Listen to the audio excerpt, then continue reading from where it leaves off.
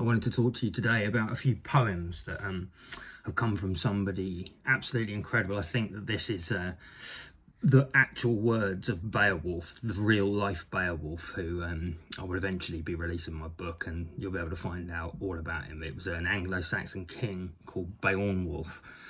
And there's so many links that would state that this is true. You'll have to read the book in order to get it, but there are 3 poems that people have been examining for a long time, and they're called the Seafarer, the Wanderer and the Ruin.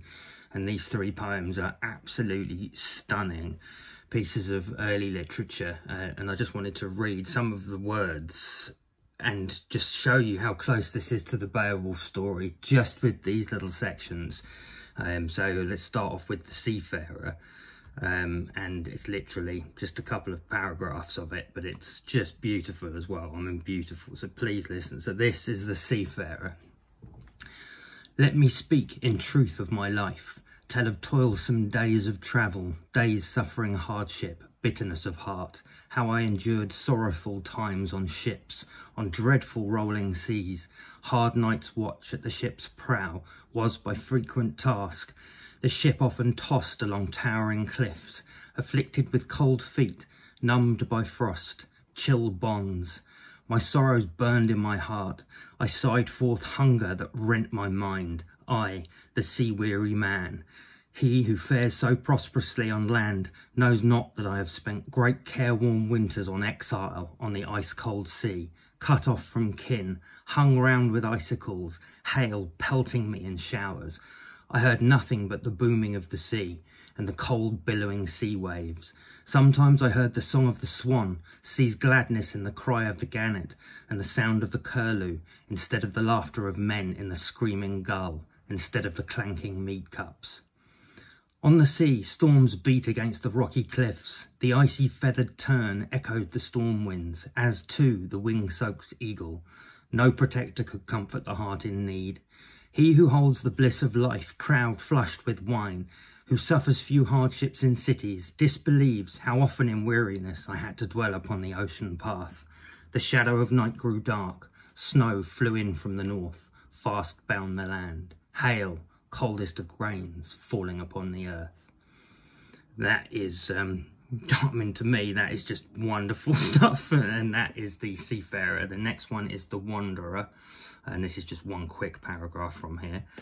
Wretched, I tie my heart with ropes, far from my home, far from my kinsmen, since a hole in the ground hid my chief long ago, laden with cares. Weary, I crossed the confine of waves, sought the troop of dispenser of treasure, far or near to find the man who knew my merits in the mead hall, who would foster a friendless man, treat me to joys. He who has put it to a test knows how cruel a companion is sorrow for one who has few friendly protectors. Exile guards him, not wrought gold, a freezing heart, not the fullness of the earth. He remembers warriors, the hall, rewards, how, as a youth, his friend honoured him at feasts. This gold-giving prince, joy has perished. That's the Wanderer, and then this is the Ruin. And you can see in that last one just how much that relates to Beowulf, and how no one seems to have even connected that at all. It's mad. And this one has to do with Beowulf's treasure vault. It's just incredible. And I'll kind of try and emphasise the bits that are to do with that. So this is the Ruin. Wondrous is this foundation. The fates have broken and shattered this city. The work of giants crumbles. It's the Romans. The roofs are ruined. The towers toppled. Frost in the mortar has broken the gate. Torn and worn and shorn by the storm. Eaten through with age. The earth's grasp holds the builders, rotten, forgotten. The hard grip of the ground, until 100 generations of men are gone. This wall, rust-stained and moss-covered, has endured one kingdom after another, stood in the storm, steep and tall, then tumbled. The foundation remains, felled by the weather. It fell, grimly ground up, cleverly created, a crust of mud surrounded, put together a swift and subtle system of rings, one of great wisdom, wondrously bound the braces together with wires.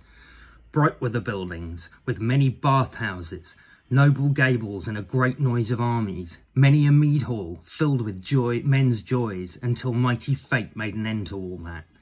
The slain fell on all sides, plague days came, and death destroyed all the brave swordsmen. The seats of their idols became empty wasteland, the city crumbled, its rebuilders collapsed beside their shrines. So now these courts are empty, and the rich vaults of the vermilion roofs shed their tiles.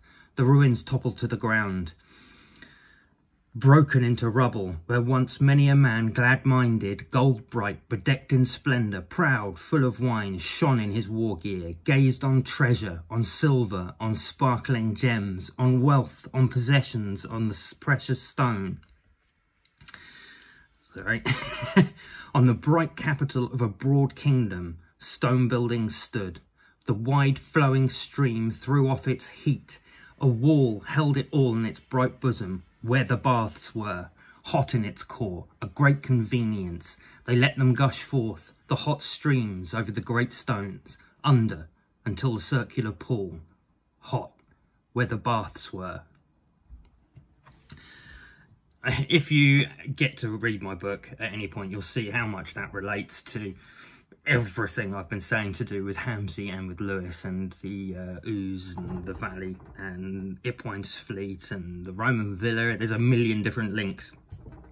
Not a million, but enough to be absolutely sure that what I'm saying is correct. So can't ever prove this, but it seems highly likely that the person that's actually writing this is Beowulf. This and that is a man called Beowulf, who was alive up to the year 827, even though it states that he was killed in 826 or 825. But he's also present at all of these different witans that are recorded, called Close Show. And Close Show is the last poem, The Ruin, that I just read. The treasure vault then, and the wall, and everything that is being described there is there. And you'll have to read the book to understand that. It's such a bold claim, but like, you'll literally have to read it to understand it, and you'll see how it can't be wrong, really, you know, like unless 600 complementary links to it don't count. You know, like there's too many really very specific references, and its relation to Brighton and in so many etymological references. But if people are interested in these poems, I think you can find them online. They're absolutely beautiful, and there's some other astonishing things that link that to Old Arthurian, an Old Arthurian tale, which is just incredible too. It feels like this area has been like the centre of mythology, thanks to the writings of people like Beowulf, and probably his ancestors, which are Anglo-Saxon kings. Hope you enjoyed that. Let me know in the comments if anyone wants to kind of like know any more about like specific things. I'm sure there'll be so much argument, there always is. But people really haven't studied it enough, I don't think, and I really have. So chuck me questions if you want to, and I should be able to answer them. I'm pretty well versed on Beowulf, the Anglo-Saxons, the Anglo-Saxon Chronicles, all the details in there. So